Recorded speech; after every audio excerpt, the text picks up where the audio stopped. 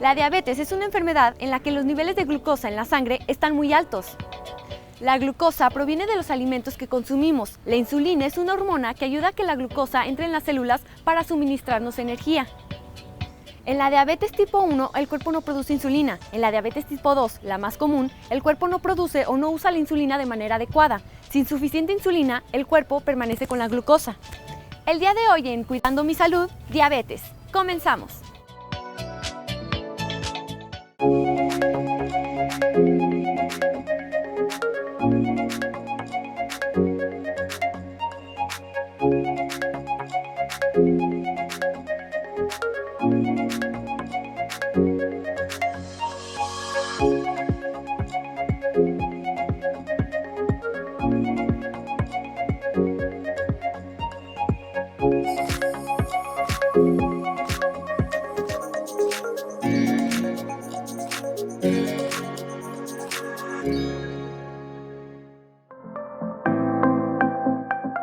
La diabetes es una enfermedad crónica que afecta la forma en que el cuerpo convierte los alimentos en energía. El cuerpo descompone la mayor parte de los alimentos que come en azúcar, también llamada glucosa, y los libera en el torrente sanguíneo. El páncreas produce una hormona llamada insulina, que actúa como una llave que permite que el azúcar en la sangre entre a las células del cuerpo para que éstas la usen como energía. Con diabetes, el cuerpo no produce una cantidad suficiente de insulina o no la puede usar adecuadamente. Cuando no hay suficiente insulina o las células dejan de responder a la insulina, queda demasiada azúcar en el torrente sanguíneo y, con el tiempo, esto puede causar problemas de salud graves, como enfermedad del corazón, pérdida de la visión y enfermedad de los riñones. Todavía no existe una cura para la diabetes, pero perder peso, comer alimentos saludables y estar activo son acciones que pueden ayudar a tener una mejor calidad de vida.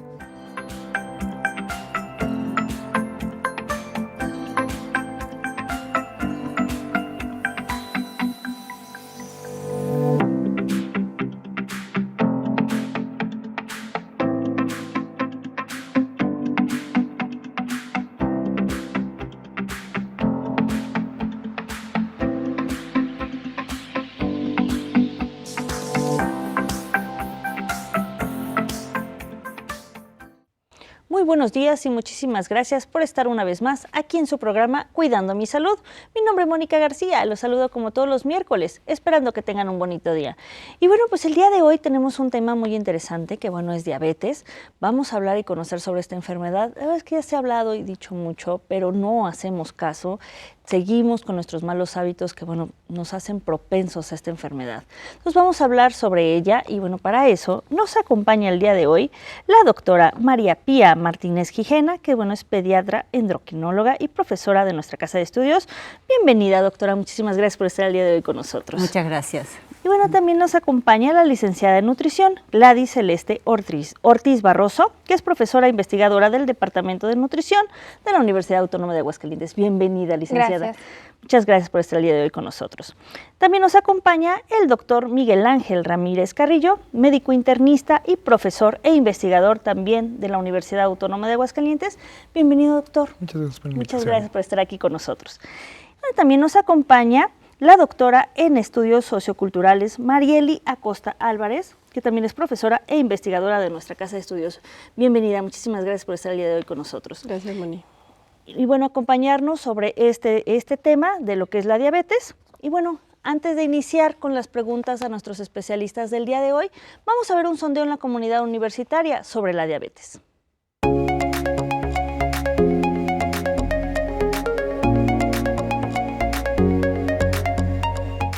¿Qué es la diabetes?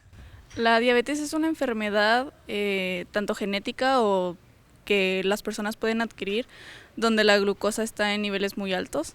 Bueno, en sí a lo que tengo entendido es obviamente es una enfermedad. Es que no sé muy bien explicarlo, simplemente sé que es de largo plazo, es pues diré yo que es parte de la cultura mexicana, ya que aquí en México pues es muy alto el número de personas que pues sufren diabetes. Hasta donde yo sé, la diabetes es una enfermedad en la cual la persona que la padece no puede procesar el azúcar y la insulina, tiene resistencia a la insulina. Bueno, es una enfermedad que principalmente se causa por el exceso de azúcar y causa que las personas que no puedan procesar bien la insulina en su cuerpo. Bueno, yo considero que la diabetes es una enfermedad que se adquiere con el paso del tiempo, ya sea en niños o en personas adultas, ya que su sangre no funciona correctamente por el cambio de azúcar. ¿Y de qué manera se puede controlar la diabetes? Mayormente con buena alimentación, diría yo. Buenas rutinas de ejercicio y tener pues una vida saludable. Lo que he leído tiene mucho que ver la dieta, principalmente. Pues uno controlando bien la dieta mientras uno tiene diabetes, pues puede controlar la diabetes. Evitando la comida con mucha azúcar. Y creo que ya es todo. Bueno, yo tenía un abuelo diabético, pero era muy pequeña. Solamente sabía que no podía consumir azúcar añadida, azúcar blanca, todo eso. Bueno, principalmente lo que yo conozco es por medio de la alimentación y haciendo ejercicio. También si pues vienes de una familia donde ya hubo personas con diabetes, evitar algunos alimentos que pueden acelerar el proceso de poder sufrir diabetes. Bueno, primero llevar una buena alimentación, estar en constantes revisiones médicas y sobre todo si necesitan con medicamento. Bueno, estamos de regreso después de ver este sondeo en la comunidad universitaria y antes de iniciar las preguntas a nuestros invitados del día de hoy, vamos a hacer una pausa promocional. Lo invitamos a que no se vaya.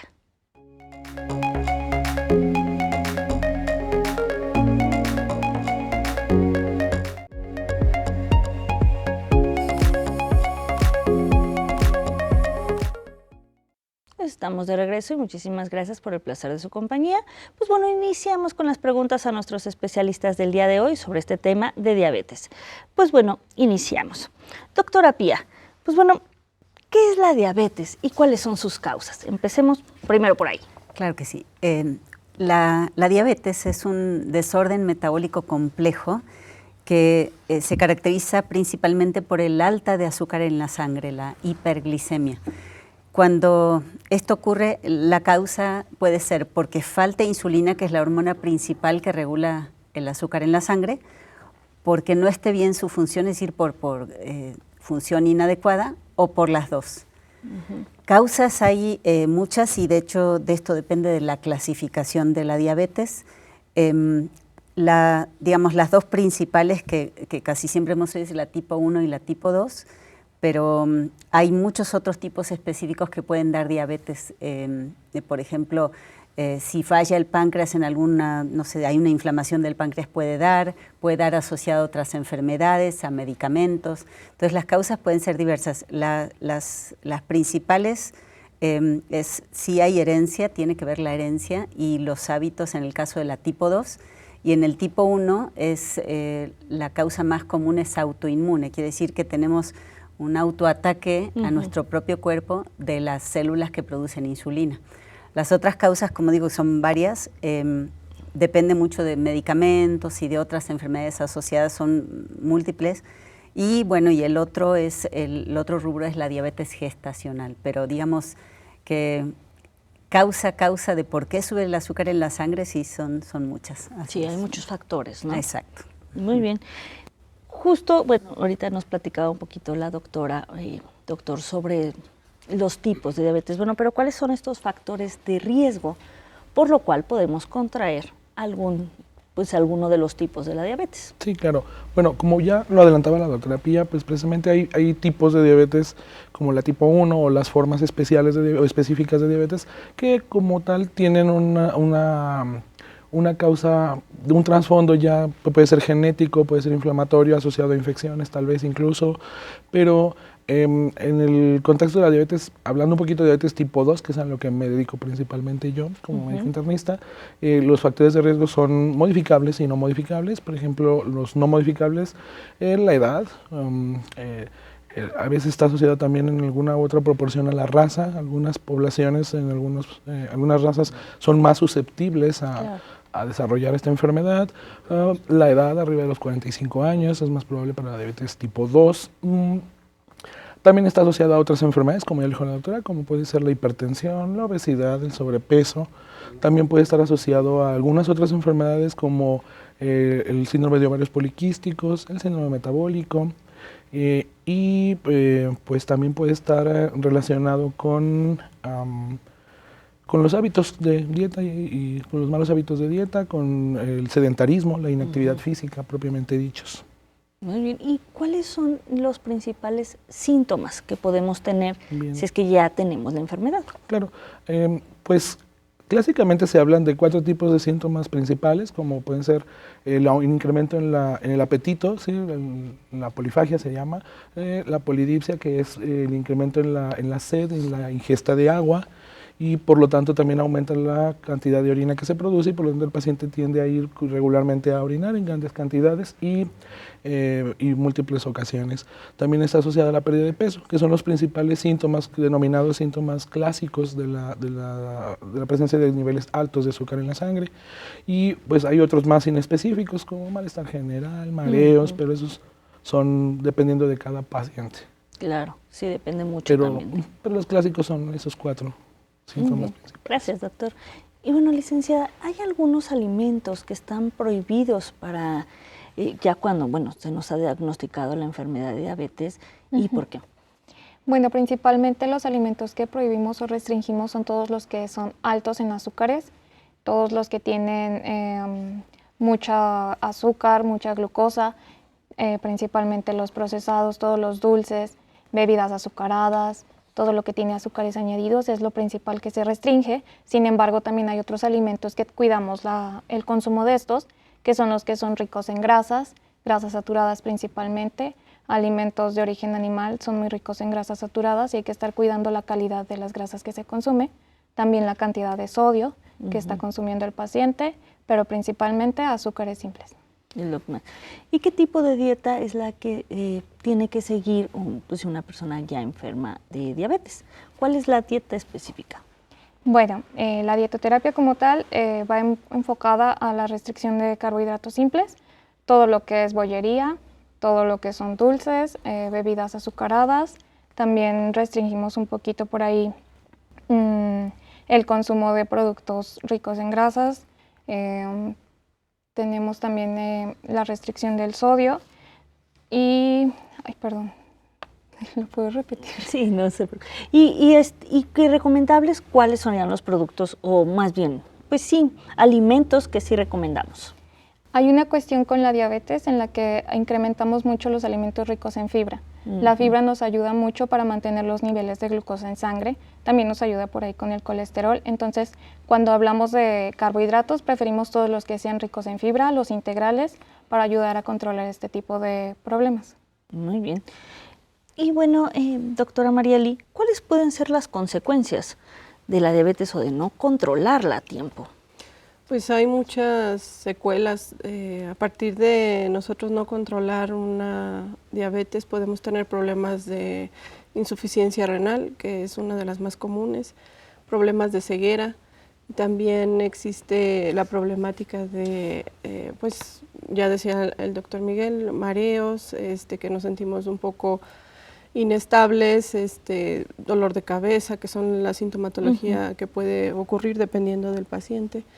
También, tenemos problemáticas relacionadas con, ya más específico, circulación, problemas cardiovasculares y, es muy común en las personas diabéticas que tengan problemas para cicatrizar las heridas.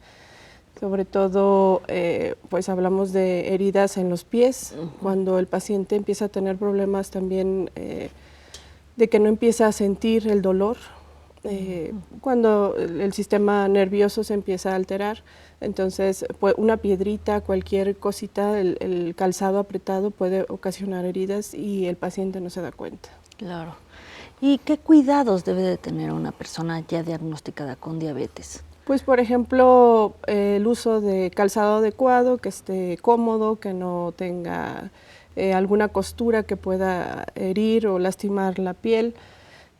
También hay calcetines especiales que evitan que exista, que apriete la piel, que lesione la piel. Y pues la ropa en general que sea cómoda, que puedan pues no sé, hacer ejercicio, deambular. Y bueno, otros cuidados podría ser de manera general, lo que hablaba ya Gladys, sobre la nutrición, la dieta, el ejercicio y bueno, en general el control de los niveles de glucosa. Siempre hay que estar al pendiente de estos datos que nos pueden decir que yo me siento diferente. Si conozco mi cuerpo, puedo identificar algunas alteraciones. Ya decía, por ejemplo, el estar con un poquito de mareo o con dolor de cabeza, por ejemplo. Muy bien, sí, como poner atención también a nuestros síntomas. Pues bueno, ahorita vamos a seguir las preguntas con nuestros invitados del día de hoy y seguir aprendiendo y conociendo sobre esta enfermedad de la diabetes y cómo prevenirla. Pero bueno, antes tenemos que ir a una pausa. Lo invitamos a que no se vaya.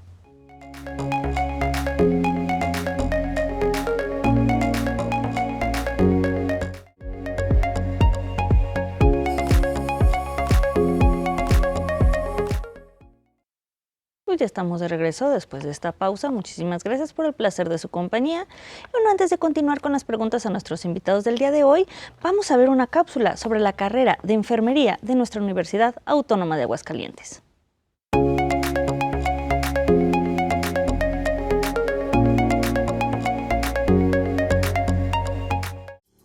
El ingresar a una carrera del área de la salud, como es la licenciatura en enfermería, es una gran oportunidad para ustedes bachilleres, porque es una carrera muy bien ponderada en el nivel estatal, nacional e internacional. Nuestros egresados son requeridos en instituciones de salud pública o privada, así como en otros países.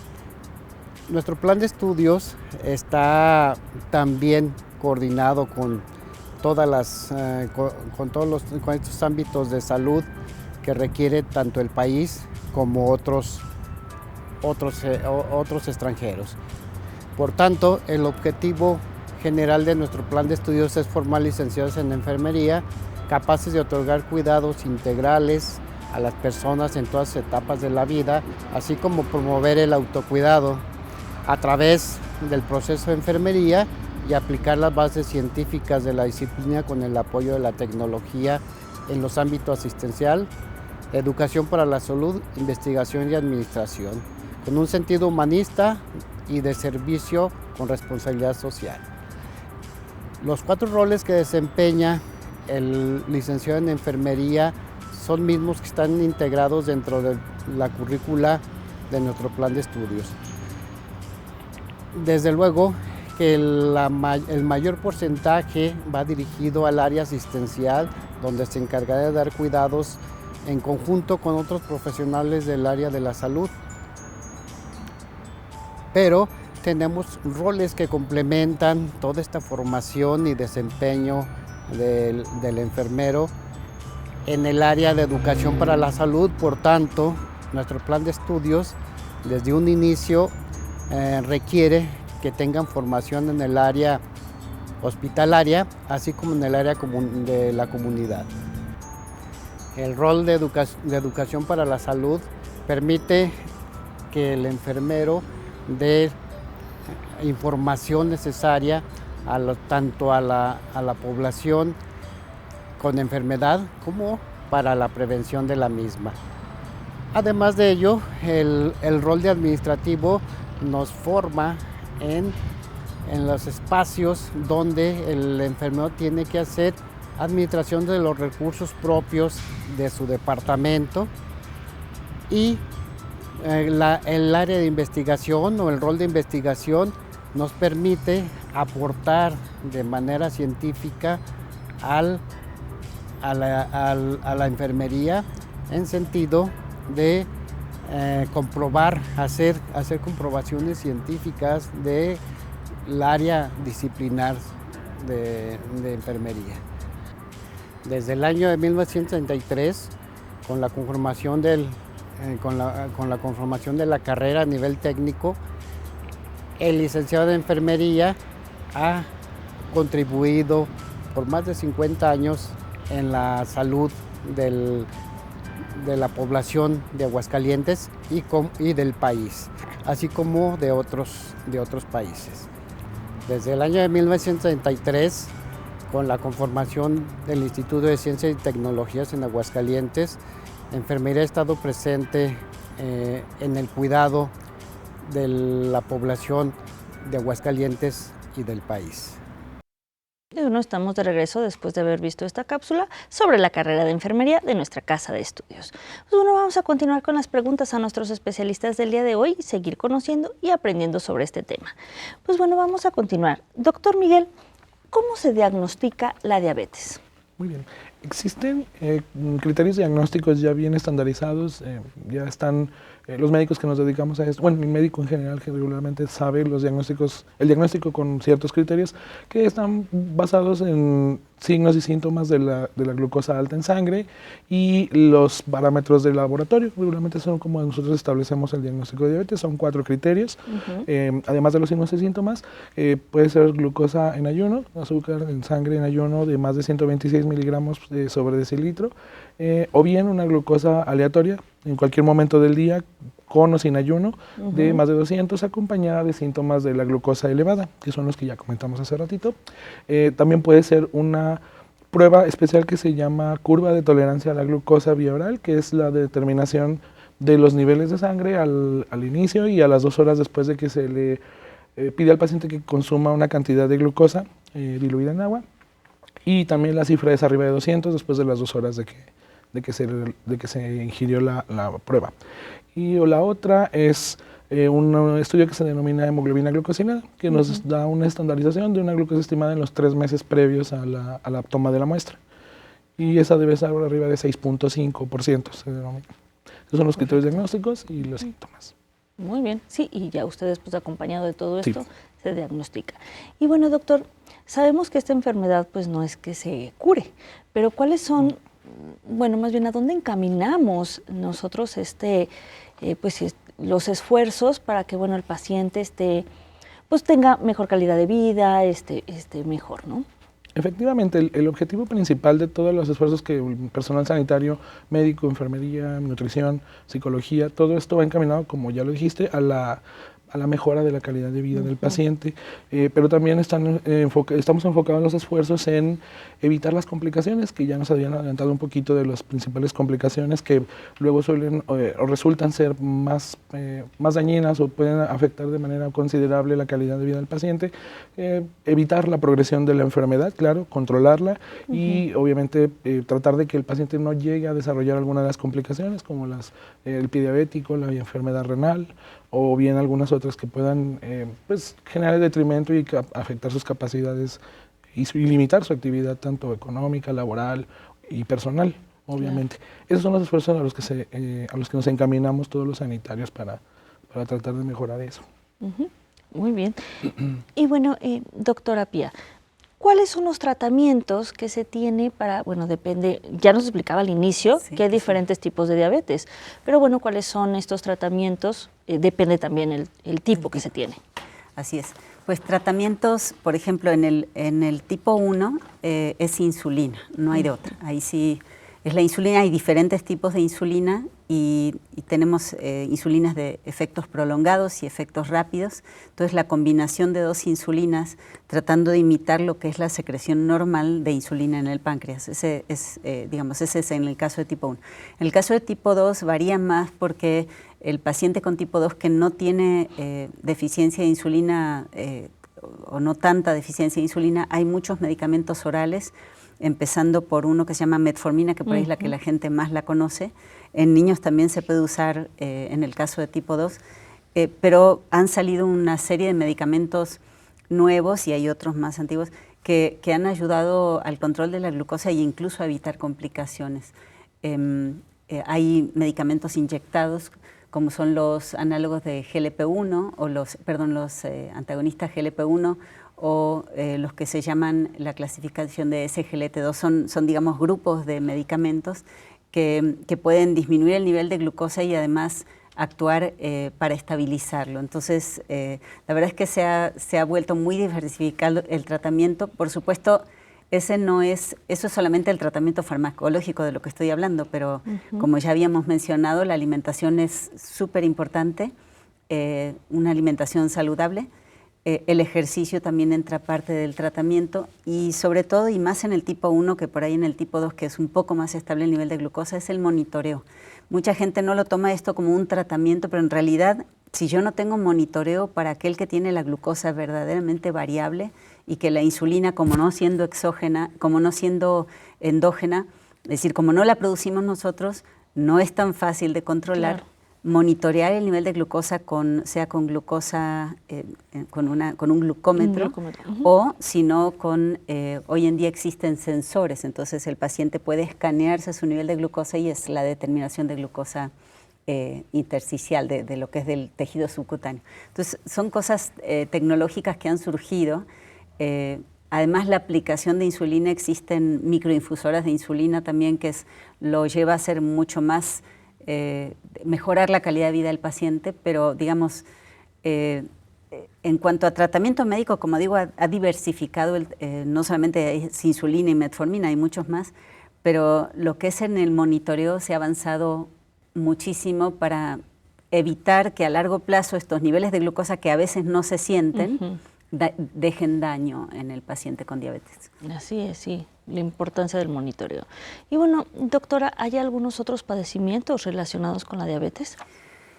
Sí, pues por ejemplo, en el caso de tipo 1, como es una enfermedad autoinmune, puede asociarse a otras enfermedades autoinmunes. Posiblemente la más común es la tiroides, la llamada tiroiditis, y puede fallar la función tiroidea, entre otras enfermedades autoinmunes o como le podemos decir, un autoataque a nuestro propio cuerpo. Después hay otras, como lo menciona el doctor Miguel, todas las complicaciones que son a su vez enfermedades. Entonces, por ejemplo, o como decía la licenciada, una falla renal termina siendo una enfermedad renal también asociada. Problemas cardiovasculares hay muchísimos. Todo el riesgo cardiovascular, los infartos, la hipertensión, todo también son enfermedades asociadas. Todos los problemas de circulación. Entonces, todas las complicaciones en diabetes terminan siendo enfermedades asociadas a la diabetes, ¿no? Más aquellas causas de diabetes que están, por ejemplo, vamos a suponer que una persona toma glucocorticoides, medicamentos, por ahí la gente lo conoce como cortisona, porque tiene otra enfermedad. Entonces, enfermedades asociadas son muchísimas, dependiendo de la causa, pero también de acuerdo a las complicaciones que la misma diabetes puede tener. Sí, claro, y al no tener este control adecuado. Claro. ¿No? Y bueno, doctora Marieli, ¿cuáles son los niveles adecuados que debemos de tener de nuestro azúcar? Ahorita ya nos mencionaba un poco el doctor Miguel que arriba de 200, pues ya podemos, determinar que puede ser diabetes, pero los niveles adecuados, ¿cuáles son? Bueno, hablamos de niveles lo más bajo, por ejemplo, 70, 80 miligramos sobre decilitro, y lo más alto, bueno, ahorita ya se están adecuando los estándares hasta 100. Antes teníamos un rango hasta 120, pero ya hablando de 100 a 120, 125, estamos hablando de que podemos estar identificando algún riesgo y que ya es como una señal de alarma que nosotros debemos estar atentos de cómo se comporta la glucosa durante un tiempo. Por ejemplo, ya decía la doctora Pía, se recomienda a las personas que tienen diabetes o que tengan alguna predisposición, checárselo, no sé, cada mes o cada cierto tiempo y tener un control y saber qué niveles yo manejo, ¿verdad? Entonces, cuando ya identifico que hay una glucosa que regularmente no tengo, pues entonces estar atento qué es lo que hay que hacer, por ejemplo, ir con el médico. ¿Y podemos acudir, eso te iba yo a preguntar, podemos acudir directamente con nuestro médico o a dónde podemos acudir para estar revisando continuamente? Ya nos decía ahorita la doctora que con un glucómetro, pero si yo no tengo acceso a esto, ¿dónde puedo estarme checando continuamente para, conocer mis niveles de sangre, o sea, del azúcar en la sangre?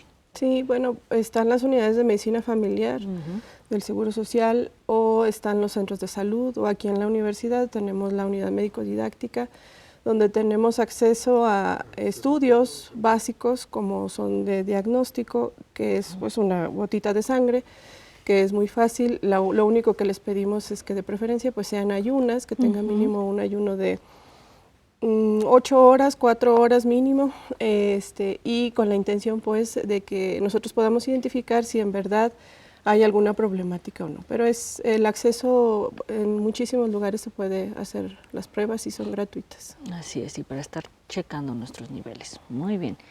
Y bueno, licenciada, ya nos mencionaba que, bueno, sí se quita lo que es la parte pues alta en azúcares para lo que es las personas diabéticas.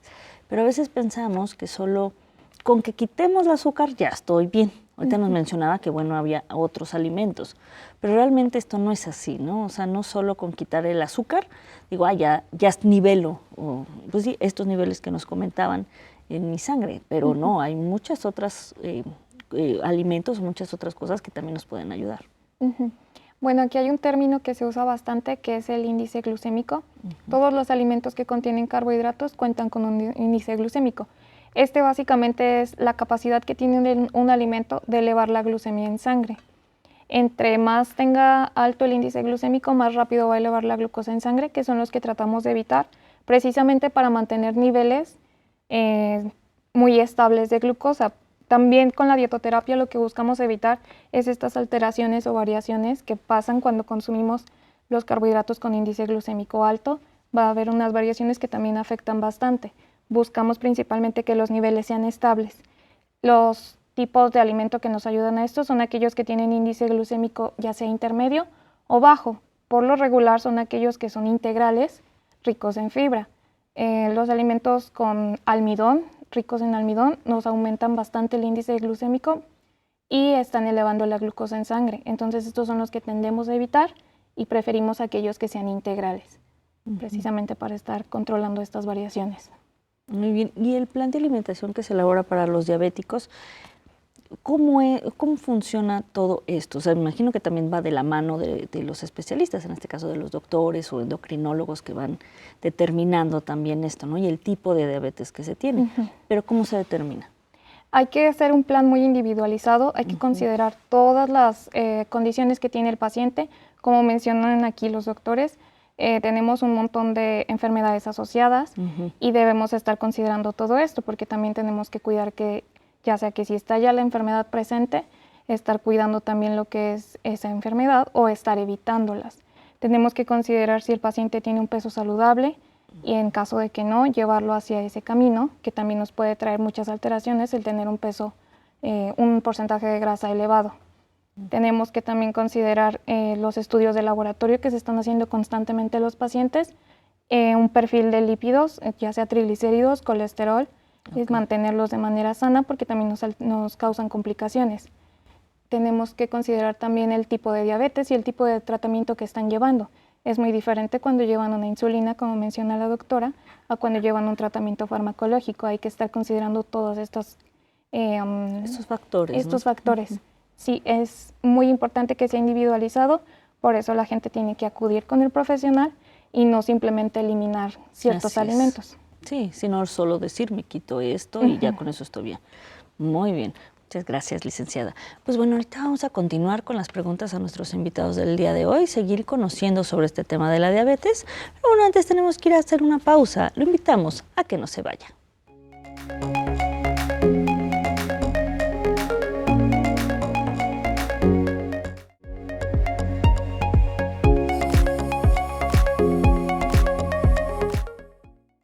Muchísimas gracias por el placer de su compañía y continuar con nosotros en este programa de Cuidando mi Salud. Bueno, antes de continuar con las preguntas a nuestros invitados del día de hoy y ya entrar al tercer bloque, vamos a ver primero una cápsula del Sistema Universitario de Atención Prehospitalaria.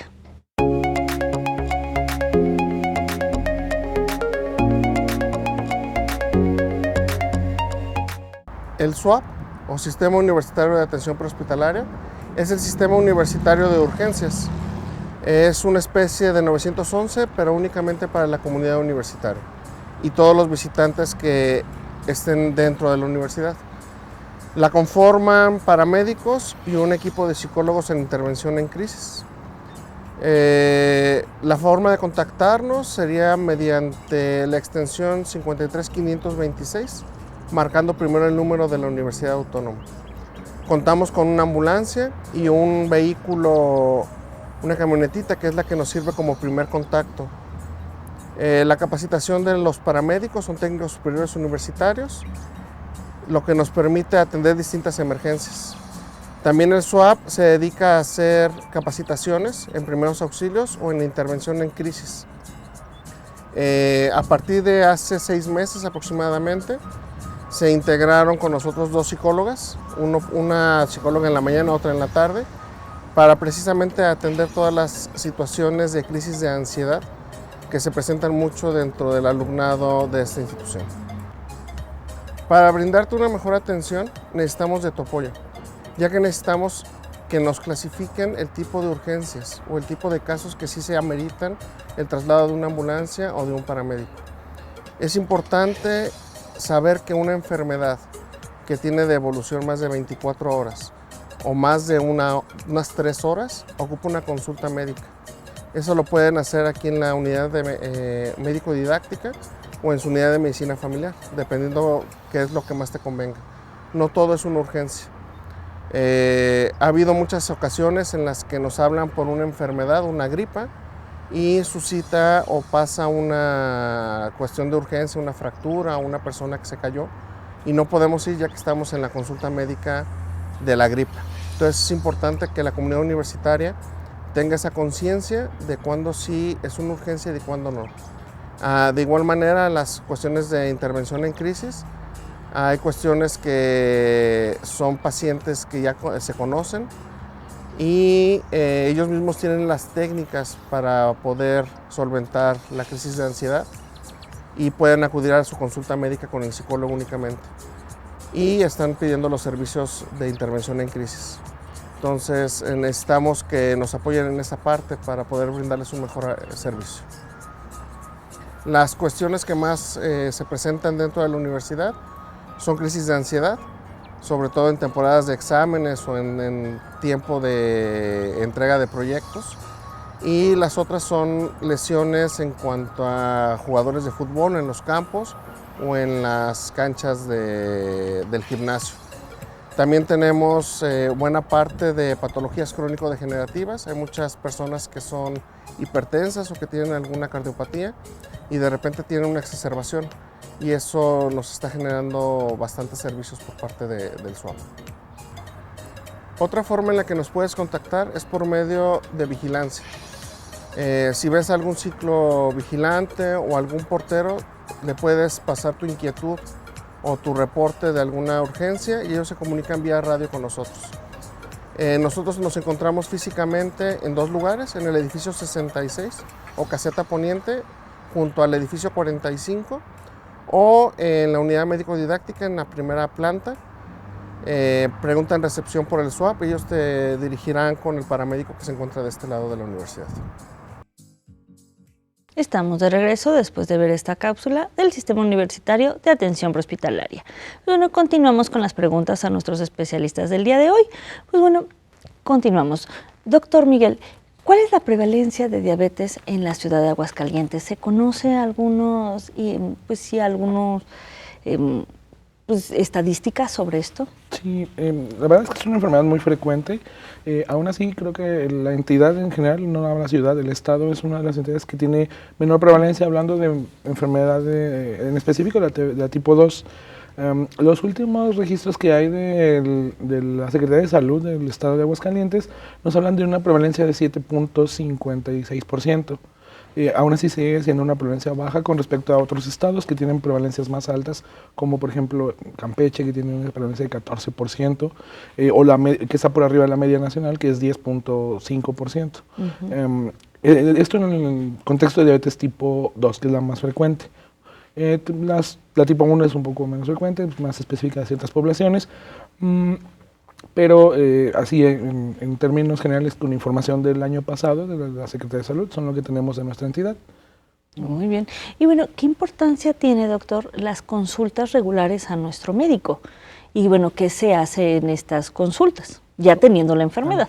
Son de vital importancia, son decisivas para que el paciente pues mejore su calidad de vida o no. El hecho de que una persona esté yendo a su control, a su seguimiento y que se le estén realizando las acciones para prevenir, para controlar y prevenir complicaciones, marca mucho la diferencia de aquellos quienes no acuden a la valoración del médico o a las consultas a las siguientes consultas de control. Prácticamente el médico todos los médicos debemos de tener capacidad para poder ofrecerles este tipo de atención a los pacientes, puesto que independientemente de la especialidad del médico o del médico de atención primaria, todos tenemos pacientes con diabetes. Entonces, pero en primer nivel de atención o segundo nivel de atención, que es donde nos desenvolvemos en mi caso, las acciones que se hacen, el seguimiento, que tratar de que el paciente lleve un control adecuado de los niveles de glucosa en sangre y prevenir las complicaciones. Lo que se realiza luego en las consultas de medicina familiar, por ejemplo, suelen ser pues el seguimiento, ver si el paciente puede llevar un control, un monitoreo, como dicen en el transcurso entre una consulta y la otra. También es importante ver, hacer una revisión un poquito más dirigida para buscar complicaciones que no son a lo mejor muy evidentes para el paciente, ¿sí? Como datos tan pequeños como pérdida de sensibilidad o deformidades en los pies, presencia de úlceras o lesiones que no son muy evidentes en los pies, en los pacientes con diabetes, o la búsqueda intencionada, por ejemplo, de daño a la retina, daño al ojo, daño ocular causado por la diabetes a largo plazo, y las complicaciones cardiovasculares y renales. Entonces el esfuerzo encaminado de la consulta de control va buscando va buscando el control primero del paciente, el seguimiento, pero va encaminado en detectar de manera precoz la presencia de complicaciones que pueden ser más graves a largo plazo. Y claro, si se detectan, pues la referencia oportuna al especialista que le competa realizar los siguientes manejos del paciente. Así es, muy bien, sí, por eso importante acudir con su médico. Y bueno, vamos con la doctora Pía. Bueno, ¿cuál es el valor de la actividad física en el control de la diabetes? Ya nos mencionaba ahorita un poco la licenciada sobre la alimentación, pero en cuestión de actividad física. Diría que son 4 puntos importantes para el tratamiento en diabetes: dieta, que ya lo mencionamos, el medicamento, sea insulina o medicamentos orales, el monitoreo y el ejercicio. Entonces el ejercicio es parte fundamental del tratamiento. En el caso de tipo 2, en todas las diabetes le favorece, mejora el perfil de lípidos, evita complicaciones a largo plazo, estabiliza la glucosa, da una sensación de bienestar como a la población en general. Creo que el ejercicio es bueno para todos. La diferencia por ahí entre el tipo 1, diabetes tipo 1 que hace ejercicio, hay que tener muchísimo más cuidado porque los niveles de glucosa pueden bajar y tienen que monitorearse bien porque pueden hacer ejercicio y en el curso entre las 7 a las 15 horas posteriores a haberlo hecho puede tener un descenso de glucosa que si no está monitoreándose pudiera dar síntomas severos de hipoglicemia. Entonces, digamos, es muy bueno, pero es un reto para algunos con diabetes. Para otros, en realidad, por ejemplo, tipo 2, de todas les favorece y no les va a causar una hipoglicemia tan importante como puede pasar en el tipo 1, ¿no? Pero aún así creo que aún siendo un reto realizarlo con diabetes tipo 1, da mucho más beneficios que lo difícil que puede llegar a ser hacerlo aún con esta variabilidad en la glucosa. Muy bien, sí, la importancia de... Y que bueno, vaya siendo adecuado a lo que cada paciente también puede realizar, totalmente. ¿no? Y bueno, el descanso, doctora, también, ¿qué tan importante o indispensable es, sobre todo en los pacientes con diabetes? Sí, y hoy en día que estamos ya, cortamos horas de sueño porque tenemos un celular, la verdad es que sobre todo en niños, el niño debe dormir por lo menos 9 horas y al acortar su sueño, igual lo que puede pasar en adultos, si acortamos el sueño, vamos a tener mayor nivel de estrés y el estrés eleva una hormona que se llama cortisol y el cortisol hace lo contrario que queremos, que baje el azúcar, sube. Entonces, en realidad descansar menos genera peor control. Entonces, el descanso en niños debe por lo menos llegar a 9 horas, porque si no los niveles de glucosa van a variar más. Aparte, nosotros tenemos un ciclo de luz, ciclo de que nuestro cuerpo lo entiende de esa manera. Cuando esto no ocurre, por supuesto que el mismo estrés genera cambios que no estaban previstos, por decirlo así. Entonces, totalmente el sueño es reparador y va a estabilizar más la glucosa si se lleva adecuadamente. Muy bien, sí. Importancia de dormir las horas que debemos dormir. Bueno, doctora Marieli, ¿cómo debe ser el cuidado de las heridas en los pacientes de diabéticos y la higiene? Porque bueno, ya nos mencionaba que también con la presencia del pie diabético o que a veces pues la piel también se reseca con mayor facilidad. ¿Cómo debe ser este cuidado, sobre todo en estas heridas? Bueno, pues principalmente tener la piel hidratada, observar cualquier punto rojo, cualquier no sé, lesión que podamos identificar. estar muy al pendiente, sobre todo de los pies, que es una área que luego no podemos todo el tiempo observar, o hay personas que pues sí hacen su aseo, pero no tienen el cuidado de revisar toda la área del pie. El secar bien cuando nos bañamos o cuando mojamos nuestros pies, hay que secarlos, secar bien los dedos. Asistir, por ejemplo, a la asistencia de podología, que puede ayudar a las uñas encarnadas, a obtener un recorte adecuado de las uñas. Y bueno, existen especialistas también, tanto de la circulación, de problemas relacionados, por ejemplo, con las personas que tienen diabetes, y, por ejemplo, personal de enfermería que está encargado de hacer el cuidado especializado de las heridas. Entonces, dependiendo del tipo de herida, pues se va a hacer un tratamiento para evitar que exista mayor complicación, y lo que decía, que después tenemos problemas de cicatrización. Entonces, pues principalmente eso, la hidratación, tener continuidad de la piel, que no haya lesiones, y verificar todo el tiempo que esté en buen estado nuestra piel. Muy bien, sí, y pues de control adecuado con los médicos. ¿Y qué importancia tiene esto de la disciplina? Ahorita estamos hablando mucho de los hábitos que debemos de tener, pues bueno, y principalmente hablando de la diabetes, pero todos debemos de tener estos hábitos, ¿no? Pero ¿qué valor cumple la disciplina en una persona con diabetes? Pues es muy importante tener el control de nuestro tratamiento, de nuestra sintomatología, de cómo pues hemos vivido poco a poco la evolución de nuestra enfermedad. En este caso, por ejemplo, de la diabetes, es muy importante tener esa disciplina de ubicar problemáticas, por ejemplo, prevenirlas, lo que ya decíamos, evitar que ocurra la insuficiencia venosa, que ocurra la insuficiencia renal, los problemas de ceguera. Entonces, ¿cómo lo puedo identificar? A partir, por ejemplo, de estar teniendo un control de mis glucosas, reportándolas día con día en el mismo horario, y ya cuando yo vaya con el médico puedo tener esos datos que le pueden ayudar a verificar que en realidad el medicamento está funcionando como debería. Y bueno, pues la disciplina en relación a la alimentación, al ejercicio, al tratamiento, pues es primordial. Así es, sí, siempre tratar de tener nuestra disciplina en eso. Y bueno, licenciada, desde el punto de vista de la nutrición, ¿podemos prevenir la diabetes o cuáles son, pues sí, a lo mejor anticiparnos un poco a la prevención?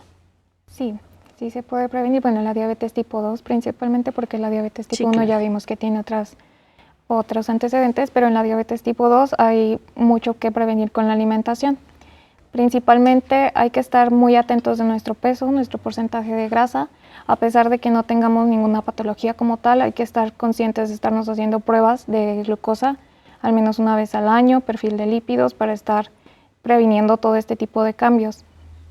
Tenemos que tener una alimentación saludable todos, en general, tener un control de las porciones que estamos consumiendo de todos los alimentos, sí tener una alimentación variada, pero controlando las porciones más que nada. Creo que la mayoría de la población ya conoce muy bien qué alimentos son los que nos causan daño. Entonces sí, estar evitando esto. Las bebidas alcohólicas también tienden a elevar un montón la glucosa, entonces estar controlando todo esto, como mencionan los ciclos, estar viendo bien nuestros tiempos de comida, el no malpasarnos, el no estar comiendo de más, porque luego el malpasarnos nos lleva a comer de más, y este tipo de cuestiones. Muy bien, sí, pues cuidarnos sobre todo. Pues bueno, brevemente nos gustaría que nos dijeran un mensaje a nuestro público. Empezamos con usted, doctora Pía, por favor. Gracias. Pues principalmente en aquello que se puede prevenir, no llegar al punto en donde tenemos que hospitalizarnos por el descontrol. Uno, si ya se tiene diabetes, la consulta y seguir indicaciones correctamente. Y la prevención en diabetes tipo 2, como dice la licenciada, que puede prevenirse si cuidamos la alimentación y cuidamos el estilo de vida, se puede prevenir. Entonces, en muchos casos es prevenible. Creo que es cuestión de acudir al médico y llevar un estilo de vida saludable. Así es. Bien, doctora Marieli, por favor. Sí, bueno, pues yo los invitaría a estar atentos a nuestros síntomas, a lo que nosotros podemos identificar y que ya mencionamos en el programa. les invitaría a que nos hagamos responsables cada uno de nosotros de nuestra propia salud y bueno, que esto apoye al autocuidado y a buscar la prevención de la diabetes. Muy bien. Licenciada, por favor. Bueno, yo los invitaría a ser conscientes prácticamente de lo que estamos consumiendo. En la actualidad ya podemos leer etiquetados, tenemos un montón de información disponible a la mano, entonces hay que ser muy conscientes de todo lo que estamos consumiendo. Y ir al nutriólogo, el nutriólogo principalmente lo que hace es educar en cuanto a alimentación. No es necesario tener alguna condición, alguna patología para acudir con el nutriólogo. Lo ideal es ir antes de, para que nos ayude, nos eduque a estar viendo qué alimentos sí y qué alimentos no. Llevar una alimentación saludable y variada. Muy bien, muchas gracias. Doctor, por favor. Definitivamente la prevención, eso es lo que es la mejor arma para poder disminuir este tipo de problemáticas. Nunca va a estar de más todas las medidas que se puedan llevar a cabo, las estrategias para llegar a un buen estilo de vida saludable y pues en el caso de que ya se tenga la diabetes, pues llevar un control, ¿sí? Porque esta enfermedad regularmente no genera muchos síntomas, el paciente suele acudir al médico solo hasta que ya se enfermó por algo o tiene la necesidad de acudir, pero nunca va cuando no hay síntomas. Entonces es muy importante no perder las consultas de seguimiento y estar pues al pendiente de todas las indicaciones y estrategias que su médico les recomiende. Pero definitivamente, sobre todo la prevención, eso nunca va a estar de más. Así es, sí, prevenir. Pues bueno, muchísimas gracias a nuestros invitados del día de hoy. Agradecemos a la doctora María Pía Martínez Gijena, a la licenciada en nutrición Gladys Celeste Ortiz Barroso. También agradecemos al doctor Miguel Ángel Ramírez Carrillo y a la doctora Marieli Acosta Álvarez por haber estado con nosotros el día de hoy. Muchísimas gracias por habernos acompañado y bueno, hablarnos sobre este tema de la diabetes. Muchísimas gracias a usted, nuestro público, por estar una vez más aquí en su programa Cuidando mi Salud. Mi nombre es Mónica García. Los esperamos el próximo miércoles con otro tema igual de interesante.